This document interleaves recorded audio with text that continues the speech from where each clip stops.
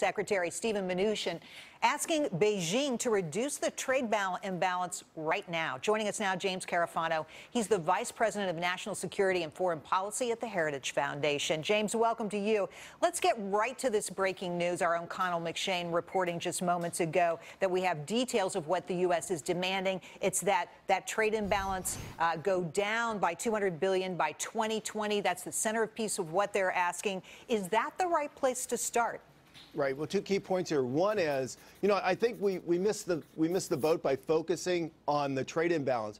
What the administration is really driving at is reciprocity. They have access to our markets. We should have access to their markets because they're no longer a developing country, and then that would all balance out. So I think it's exactly the right tactic. And the other thing I think is this is part of a larger strategy.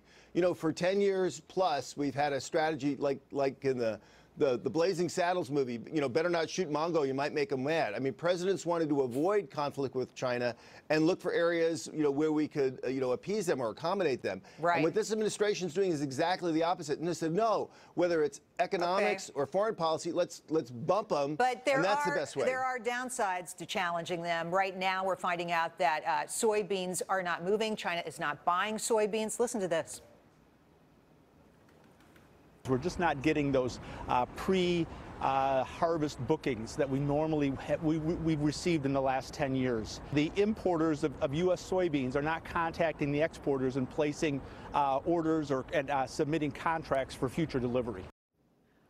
Look, James, we've got 3 White House advisors, an ambassador, 3 cabinet secretaries over there, and pardon me, but it looks like maybe nothing at all is going to happen. What do you see? Well, look, we have to do this. Look, if we don't stand up to China, who will?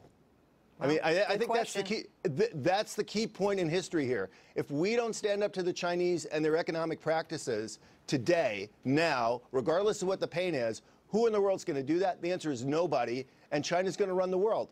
So that's your choice. Pretty much. But let's focus in. There's ways to challenge them, and how do you challenge them, I think, is a critical question. We're focused on manufacturing. Shouldn't we be focused on services?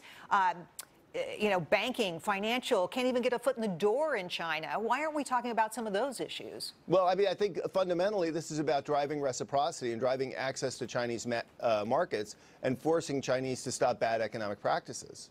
Well, I have to agree with you on part of this. I think at some level, Trump has to be applauded for broaching this topic at all, because we've had this entire relationship on the back seat, the back burner for how many years now? How long will it take to turn this around?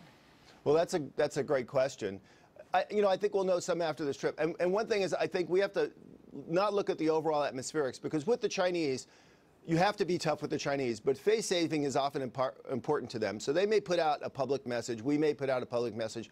What matters is not the atmospherics in the end of the day. What matters is what the numbers look like a year from now.